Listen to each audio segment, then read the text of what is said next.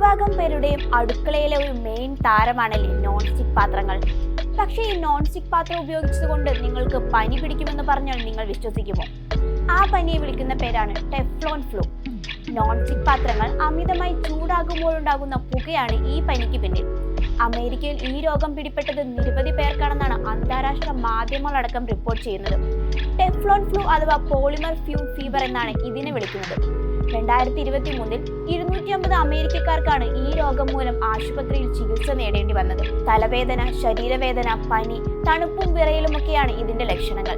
ഇത്തരം പാത്രങ്ങളിൽ ഉണ്ടാകുന്ന സ്ക്രാച്ചുകളും ഇതിനുള്ളിലെ രാസവസ്തുക്കളും വിഘടിക്കാൻ കാരണമാകും.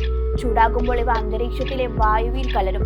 ഈ വിഷവാതകം ശ്വസിക്കുന്നത് ഫ്ലൂവിന്റെ ലക്ഷണങ്ങളാണെന്നാണ് കാണിക്കുക. കാർബണും ഫ്ലൂറിൻ ആറ്റങ്ങളും ഉപയോഗിച്ചാണ് സിന്തറ്റിക് കെമിക്കലായ ടെഫ്ലോൺ നിർമ്മിക്കാറുള്ളത്. ഇവയാണ് നോൺ സ്റ്റിക് പാത്രങ്ങളിലെ കോട്ടിങ്ങിന് ഉപയോഗിക്കുന്നത്. ഇങ്ങനെ ഉണ്ടാകുന്ന വിഷം ആഹാരത്തിൽ കലരും. അതിനാൽ നോൺ സ്റ്റിക് കോട്ടിംഗ് ഇളകിയാൽ ഉടൻ പാത്രം മാറ്റി വാങ്ങുന്നതാണ് പരിഹാരം. വിഷവസ്തുക്കൾ ശരീരത്തിലെത്തിയാൽ ചിലപ്പോൾ പെട്ടെന്നും മറ്റു ചിലപ്പോൾ കുറച്ചുനാൾ കഴിഞ്ഞുമാകാം ലക്ഷണങ്ങൾ കാണിച്ചു തുടങ്ങുന്നത്. പോളിഡേറ്റ് ടാഫ്ലൂറോ എത്ലീൻ എന്ന ടെഫ്ലോൺ ഉപയോഗിച്ചാണ് നോൺ സ്റ്റിക് പാത്രങ്ങൾക്ക് കോട്ടിംഗ് ചെയ്യപ്പെടുന്നത്. ഇവ 500 ഫാരൻഹീറ്റിന് മുകളിൽ ചൂടാകുമ്പോഴാണ് കോട്ടിംഗ് ഇളകുന്നത്. ചൂട്, എണ്ണ, സ്റ്റെയിൻ, ഗ്രീസ്, വെള്ളം എന്നിവയെ ആഗിരണം ചെയ്യാതിരിക്കാനുള്ള ആവരണം ഇതിലുണ്ട്. 2022 ഈ രാസവസ്തു നോൺ സ്റ്റിക് പാത്രങ്ങളിൽ നിന്ന് ഉപയോഗിക്കുന്നതിൽ നിയന്ത്രണം വന്നിരുന്നു.